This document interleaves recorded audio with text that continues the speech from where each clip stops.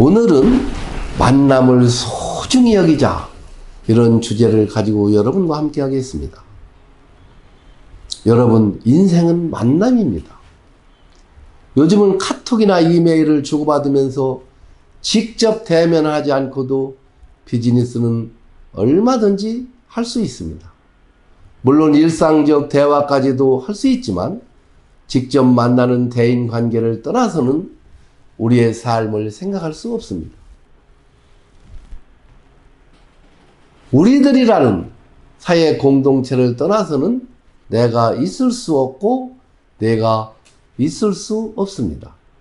토인비는 그에 져서 도전과 응전에서 만남에서 창조가 이루어진다고 했습니다. 그것은 서로 만남에서부터 인생과 역사가 시작된다는 뜻일 것입니다. 만남이 이처럼 소중한 만큼 그것을 성실한 인격적인 만남이어야 한다. 저는 그렇게 생각합니다. 성실과 신의를 바탕으로 서로가 존중하는 가운데 만남이 이루어져야 합니다. 각자의 개성과 인격을 인정하고 서로 아름다운 조화를 이루어야 합니다. 특히 강조되어야 할 것은 각자의 개성과 인격을 인정하고 존중하는 가운데 창조적인 조화를 이루어야 한다. 저는 그렇게 생각합니다. 진정한 친구일수록 상대방을 깊이 이해합니다. 모든 장점과 동시에 모든 단점을 이해해야 합니다. 진정한 친구일수록 상대방을 깊이 이해합니다. 모든 장점과 동시에 모든 단점까지도 이해해야 합니다. 남을 이해하기란 그리 쉬운 일이 아닙니다.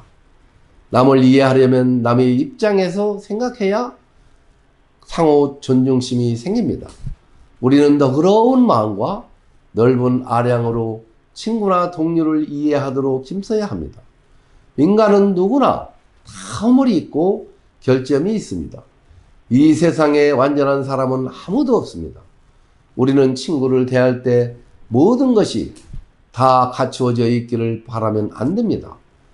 친구를 사귀려면 먼저 다른 이의 친구가 돼 주어야 합니다. 우리들은 이 세상을 살아가면서 늘 새로운 친구를 사귀지 않으면 안 됩니다. 어떻게 해야 친구를 사귈 수 있을까요? 그러면 어떻게 해야 친구를 사귈 수 있을까? 이런 생각을 한번 해보겠습니다. 첫째, 우리가 정직해야 합니다. 당신 자신이 되기를 두려워해서는 안 됩니다.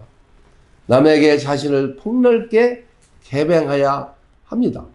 나 자신부터 마음의 문을 활짝 열어야 한다. 저는 그렇게 봅니다. 나의 장점뿐 아니라 단점까지 개방하면서 열린 사고로 상대를 대할 때 그들도 마음을 열게 되는 것이지. 둘째는 용서를 배워야 합니다. 친구가 혹시 잘못을 범했을 때도 용서해주며 꼭 그 대가를 치르게 해서는 안 됩니다. 고의적으로 한 일이 아니고 단순히 실수 차원에서 한 일이라면 과감하게 이해하고 용서해주면 됩니다. 그러면 오히려 더 미안하게 생각하면서 잘하려고 하는 것이 우리 인간의 마음일 것입니다. 세 번째로 사려 깊은 사람이 되어야 합니다. 작지만 우정을 표시하는 중요한 기회가 될 수 있는 일들을 배워야 합니다. 모든 일을 자신 의지로 생각하지 말고 역지사지, 다른 사람의 입장을 바꿔서 생각해보는 그런 것이 필요한지도 우리가 모릅니다. 우정은 노력에 따라야만 얻을 수 있는 것입니다. 친구를 사귀는 데 있어서 특별한 테크닉은 필요 없습니다. 상대의 관심을 끌려고 하기 전에 상대에게 순수한 자기의 관심을 보내면 됩니다. 상대에게 순수한 마음으로 관심을 보내면 상대는 저절로 우리 곁으로 다가올 것입니다. 국민들에게 절대적 인기를 누렸던 루스벨트 대통령의 비결도 바로 여기에 있었습니다. 그것은 다름 아닌 자기 주위의 사람들에게 강한 관심을 보내는 것이었습니다.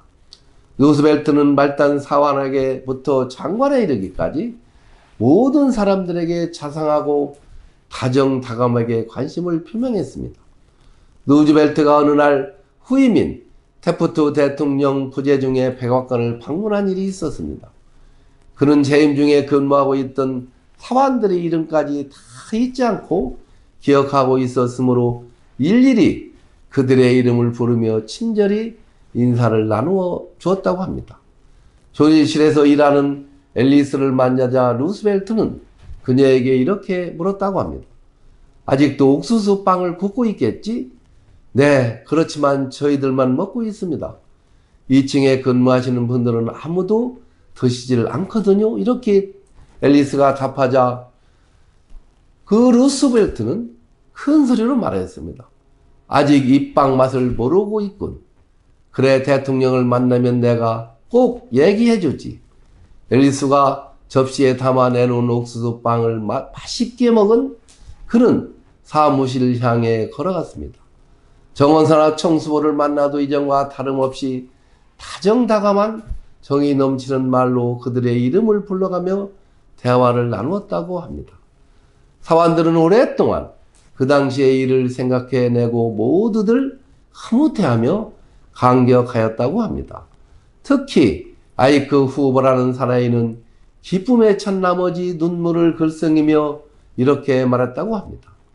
2년 동안 이렇게 기쁜 날은 없었어요. 이 기쁨은 어떤 명예나 돈과도 바꿀 수 없는 기쁨이라고 모두들 말하고 있습니다.